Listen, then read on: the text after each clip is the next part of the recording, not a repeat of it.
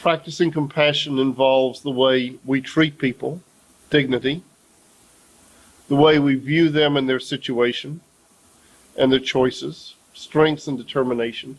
And it also involves the approaches we use to work with people that are more useful to them and which may be more genuine than some things that happen in providing social services. And this is especially true when we move beyond emergency assistance to case management or more sustained contact. I think when we're talking about treating people with dignity, that's something that applies if someone only comes in once, or if you see them every day in a transitional housing program. I think some of these really are more geared to more sustained contact with folks. We can nurture hope. We can try to build confidence. We can build on their strengths. We can try to integrate, in some cases, religion and spirituality into the work and effectively use community resources. The importance of nurturing hope.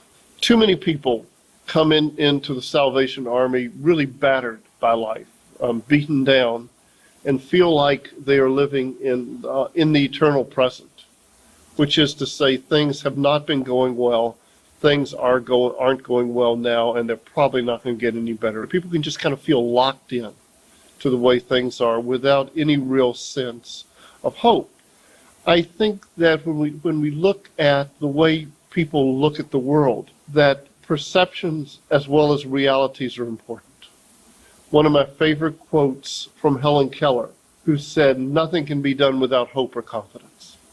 And I think hope is important.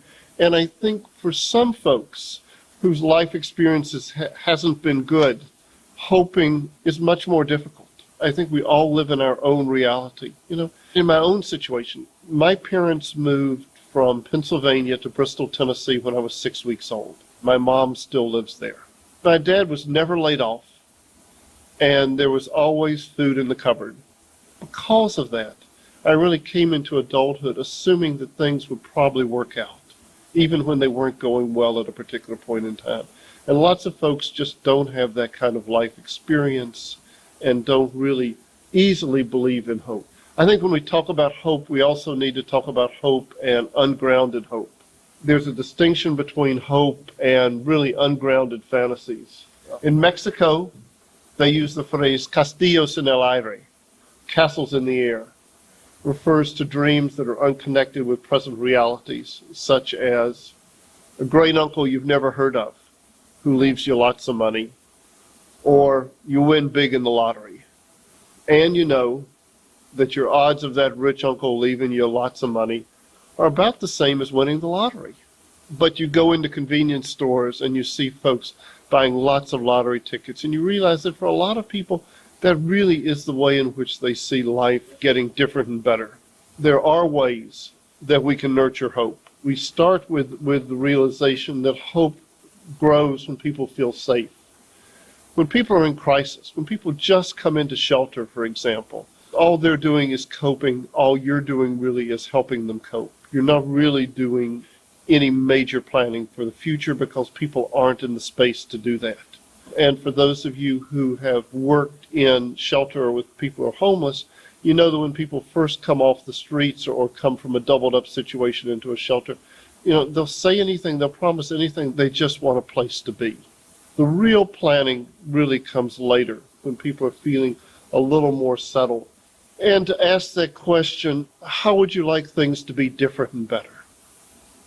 And I think when we ask that, we really ought to ask it from two different kinds of time frames. I think that the idea of kind of dreaming a little bit farther out, 3 to 5 years, what would you like life to be like for you and your kids? And I think that can be useful. But then I think about planning for a better future. And that really focuses on looking ahead 6 to 9 months in a number of areas, because that is enough time to be able to do things, but not so far that it really puts things off.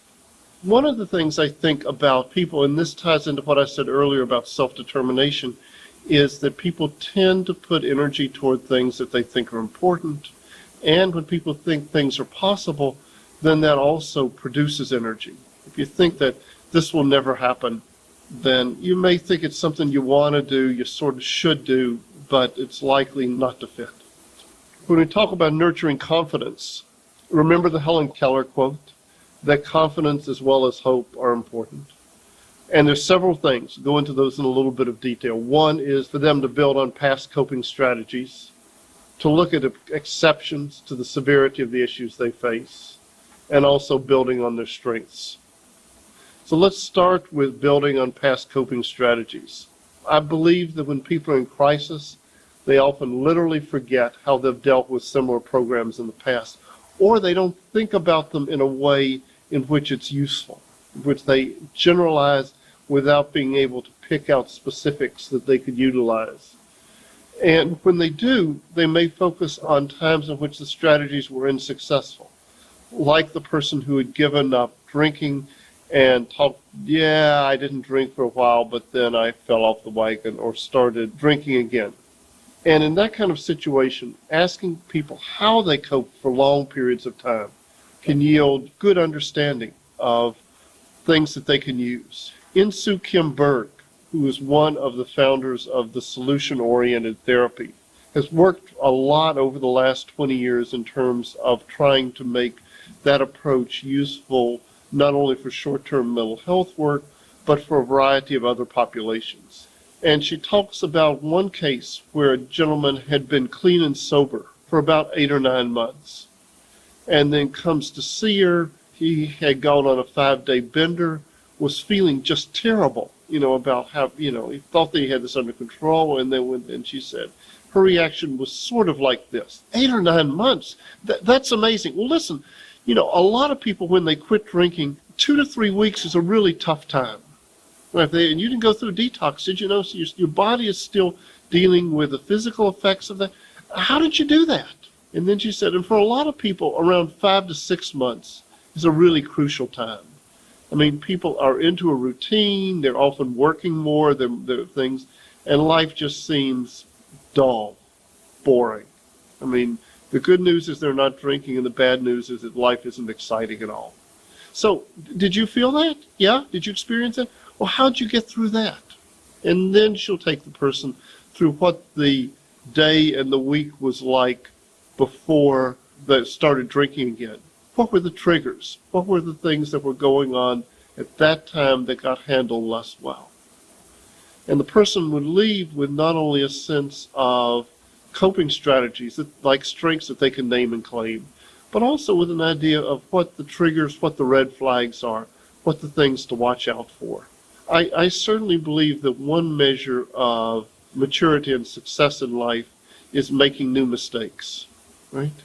As long as you're making new mistakes, that's good news. It's when you make the same ones over and over and over again, then that can be a problem. Someone once said the definition of mental illness is doing the same thing again and again and expecting different results. We can help people to build on exceptions. When people are overwhelmed, their problems seem omnipresent. I worked a lot with families who were in shelter, and I really had to be intent on getting jobs or better jobs, starting to look for housing, etc. And parents would often hope their kids would just shut up and be quiet for a month or two. And kids whose lives are uprooted tend not to shut up and be quiet. So mom would be talking about how this 10-year-old son was just driving her crazy. And I would say, when is his behavior better? Never, right? Because her experience was it was always bad. And so you ask questions like, when's the problem less intense? When does it affect you less? And sometimes then you need to go down and say, okay, think about Tuesday.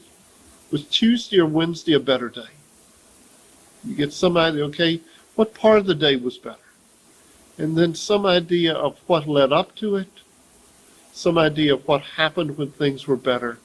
And people can start to break things down into more understandable things. And if you understand what made a problem less intense or what made a day better, then the next kind of question is, what can you do so that happens more often? The 10-year-old son is still going to drive mom bonkers from time to time. But mom may get a handle on, one, what are some of his triggers, or two, what are some of the things that she does that make things better for him. What would need to happen for there to be more times when the problem bothers you less?